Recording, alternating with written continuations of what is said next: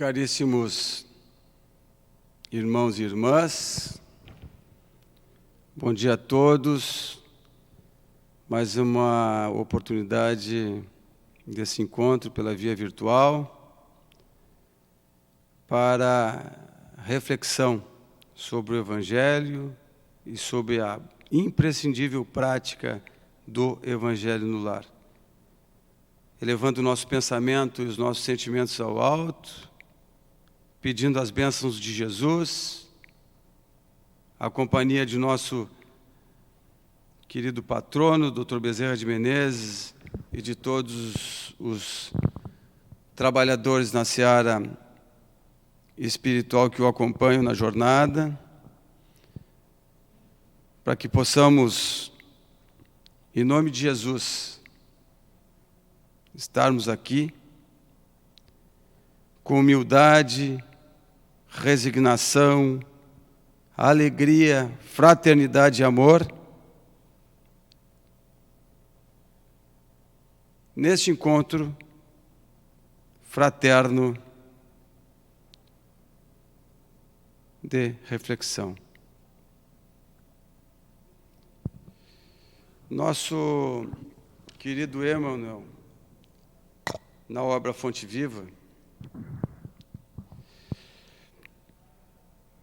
diz o seguinte, a determinadas alturas: nossos pensamentos são paredes em que nos enclausuramos, ou asas com que progredimos. Como pensas, viverás. Nossa vida íntima, nosso lugar. Com isso, nós iniciamos a reflexão sobre a prática do Evangelho no lar, com a nítida compreensão que o nosso grande desafio na encarnação é a educação de nossos pensamentos e nossos sentimentos, para que se traduzam em boas ações. Viver com essa preocupação, com esse esforço, com essa intenção e com ações nesse sentido, é viver em oração, é viver com pensamento e os sentimentos elevados. Orar é justamente elevar pensamentos e sentimentos para um convívio num ambiente mais sadio, com melhores companhias ou companhias mais edificadas, mais aptas a nos auxiliarem no processo de crescimento. Não é por outra razão que Jesus nos trouxe uma fórmula, que é uma fórmula mágica nesse processo de evolução. E essa fórmula vem traduzida pelo orai e vigiai. Vamos começar pelo vigiai. Na busca do autoconhecimento e reforma íntima, para a compreensão, para que possamos compreender o nosso funcionamento, a nossa essência, é preciso essa observação. É preciso que, através do processo de vigilância, tenhamos condições de discernir pela qualidade o que pensamos e o que sentimos. E a partir desta compreensão, nós teremos condições de identificar aquelas ações e pensamentos repetitivos que vêm nos acompanhando de encarnações e encarnações, e muitos desta encarnação, e que são sentimentos e pensamentos que nos levam ao espaço de sofrimento. Portanto, a vigilância ela precisa se operar sobre esses pensamentos e sentimentos, porque a partir dessa vigilância eu estarei adquirindo o conhecimento que poderá me dar condições de fazer a reforma íntima, de matar o homem de onde para nascer o homem novo. A partir dessa compreensão que eu vou fazer a partir da vigilância, eu tenho condições de modificar positivamente a minha forma de pensar e a minha forma de sentir. E se eu somar isso à oração, a partir do momento em que eu vigio meus pensamentos, os meus sentimentos, se eu jogar o meu pensamento para o alto, se eu dirigir o meu pensamento para as forças de luz, se eu dirigir os meus pensamentos para os mentores, para os espíritos livres, por conta da evolução já construída, evidentemente estarei experimentando um espaço de maior satisfação e de experiências de alegria. Então, com a vigilância dos pensamentos e sentimentos, eu estarei com a possibilidade de iniciar e de realizar o meu processo de educação, utilizando o instrumento aí da oração, buscando força, iluminação, intuição, nos espaços que eu passarei a frequentar através da oração. Dentro desse contexto, resta evidente que a oração, ela constitui uma terapia para o indivíduo. Através da oração nós poderemos fazer uma asepsia do nosso ambiente mental e espiritual. E quando isso é feito em coletivo, se estabelece uma força como um feixe de varas, elevando toda nosso ambiente de convivência no lar. Divaldo afirma que a única forma de harmonização do nosso ambiente doméstico é a prática da oração em coletivo. E ele faz isso seguindo outros tantos que aprenderam com Jesus. Foi Jesus quem nos trouxe esse ensinamento. Na casa de Pedro, ele reuniu os apóstolos, percebendo os pensamentos desorganizados, estúrdios, e lá inaugurou a prática dessa terapia coletiva, que é a prática do Evangelho no lar. E é com isso que nós estamos aqui, a defender que todos adotemos essa imprescindível prática. Evidente que fazemos a oração no nosso ambiente individual, fazemos a nossa asepsia. No corpo físico, todo dia eu levanto, escovo os meus dentes, tomo meu banho, faço asepsia para o corpo físico. Pois eu preciso fazer também para o corpo espiritual, para a mente. E o faço através dessa viagem em direção à essência, onde eu estarei encontrando a consciência cósmica, encontrando Deus, encontrando Jesus. E isso eu faço através da oração. Isso eu faço no quarto escuro, que diz o Evangelho, em silêncio. O que significa esse silêncio? Significa fechar os ouvidos para o corpo físico e abrir os ouvidos e todas as percepções para o mundo espiritual. É sair da rotina, das preocupações do dia a dia, para em silêncio, em separado, me reunir com Jesus e me reunir com Deus. É ir vagarosamente no sentido de cada um na sua velocidade, mas sempre à frente, trabalhando. Não seria vagarosamente, mas seria cada um na sua velocidade, buscando combater o orgulho e o egoísmo, substituindo com o tempo o ego por outro modelo, que é Jesus. Colocar Jesus nos nossos pensamentos, nos nossos sentimentos e nas nossas ações. Ele já está lá no nosso coração. Basta mergulharmos para esse, como diz o Evangelho, estudo de si mesmo e substituir o nosso ego por Jesus. Pois a prática do Evangelho no lar nos traz o exercício de conexão, o exercício de convidar Jesus e seus apóstolos a conviverem no nosso ambiente de casa, no nosso ambiente mental.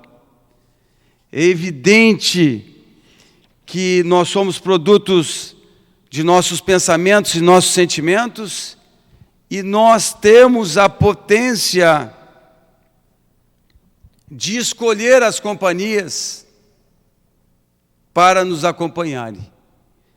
Então, várias vezes a gente ouve aqui na casa, e eu vou repetir: me dizes o que pensas e o que sentes, e eu te direi quem te acompanha, por uma questão de atração vibratória no ambiente espiritual.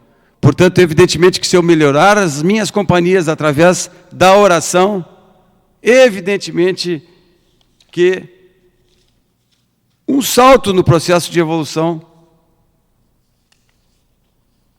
estará sendo dado. O tema de hoje, antes de entrar no Evangelho, rapidamente, nós precisamos ter em mente que o Evangelho, a prática do Evangelho do lar, é uma prática que precisa ser muito simples. E iniciamos com uma oração, justamente para que possamos, através da oração, sair do espaço dos nossos pensamentos do dia a dia, nos elevarmos e buscarmos a companhia de espíritos aptos a nos ajudarem no processo de evolução, nos protegerem, ajudarem no processo de asepsia de nosso lar. A partir daí nós devemos abrir o Evangelho, pode ser aleatoriamente ou pode ser sequencialmente, e sobre o tema do Evangelho fazermos breves reflexões sem grandes divergências e discussões. Não é momento de debates, é um momento de um diálogo mais harmonioso, e é esse o intuito da prática do Evangelho, é harmonizar o ambiente.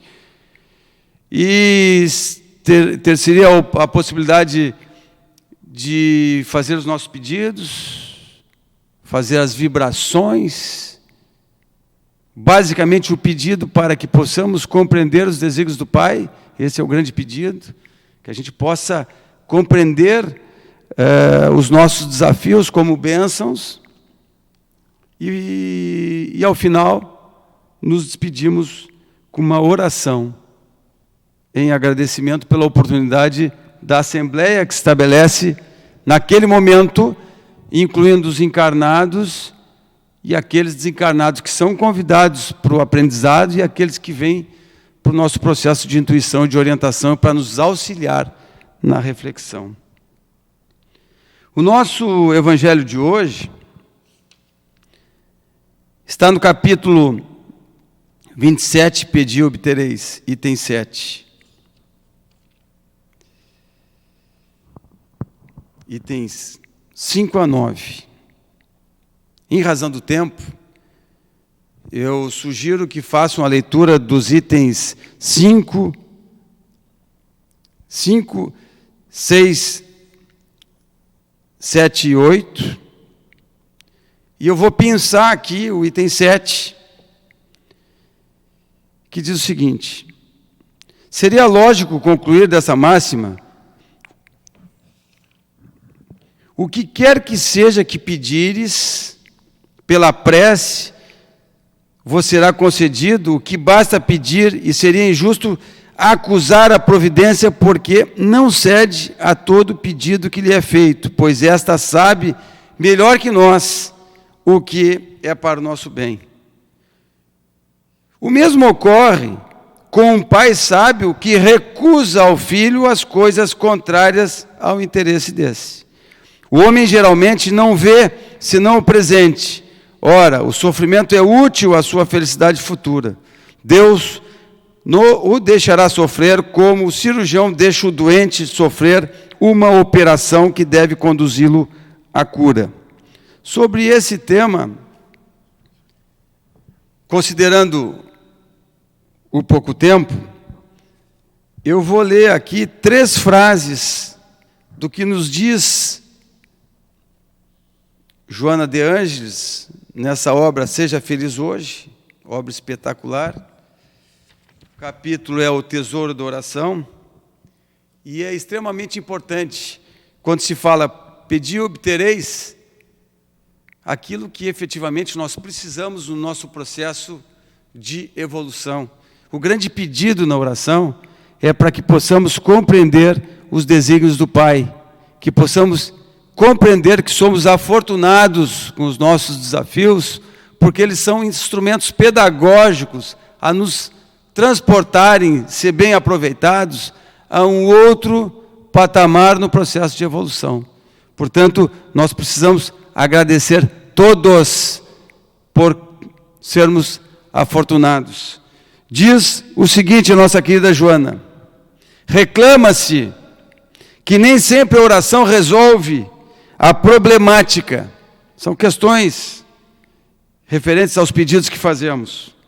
Esta, que seria a resolução da problemática, esta, porém, não é a sua finalidade real da oração, solucionar os problemas que promove o ser, mas o inspirar na equação, dar-lhe sabedoria e lucidez para superar as circunstâncias.